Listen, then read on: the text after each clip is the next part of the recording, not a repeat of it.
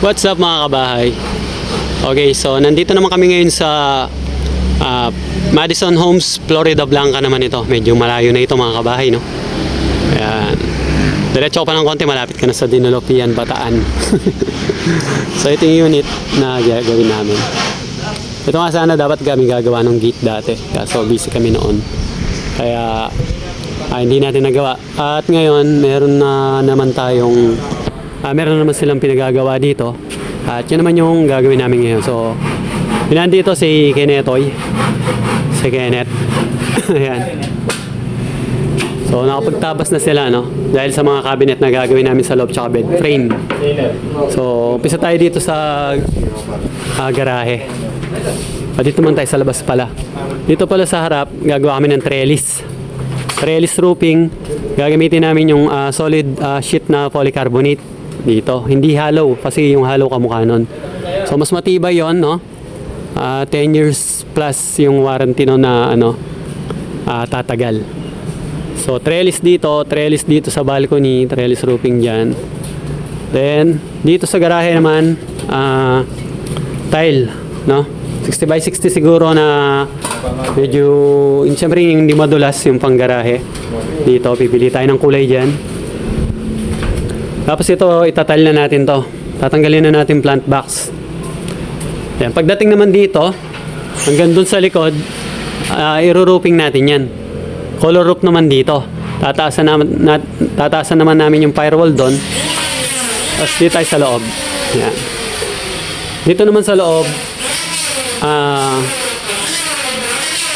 maglalagay kami ng hub ceiling design dito. Sa sala. Ayan. Tapos, ito dito, dati na itong bar counter.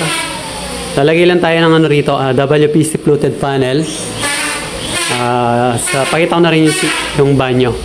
Pero wala kaming gagawin dito. Ayan siya, no? Maayos naman, meron pang niche. So, okay na yan. Tapos, ito yung kanilang kitchen. Pero gagawa tayo ng mas malaking kitchen extension dito sa part na to. Ayan, dito tayo gagawa ng kitchen extension. So wala pa kaming permit para dito, kaya sa mga interior works lang muna kami.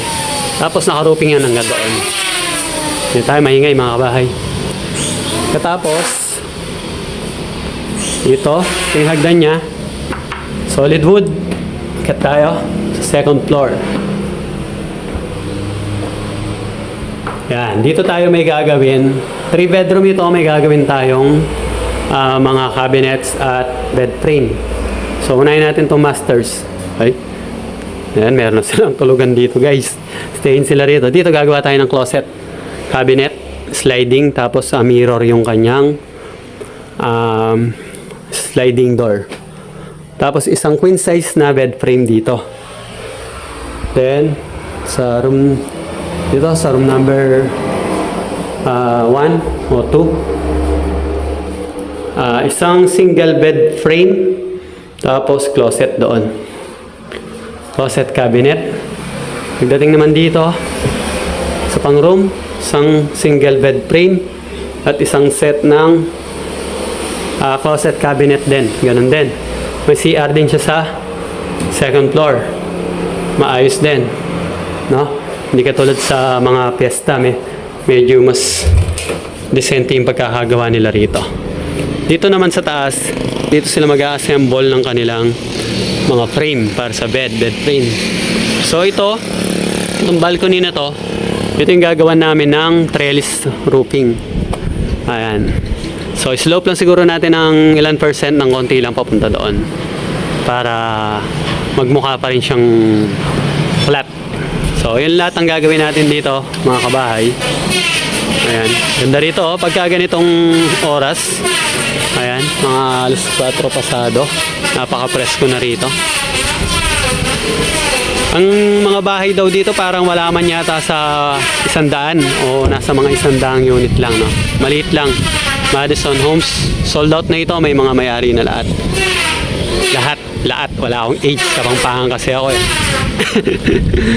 At makikita nyo halos para-pareho yung bahay. Para-parehas lang. Pero merong mga unit na kakaiba na mas malaki. Tulad nito. Nakita nyo yung maliit na window na yon. Magkatulad lang sila nito. Ito meron silang hindi naman natin parang third floor pero parang ano lang yun attic yun no sa taas.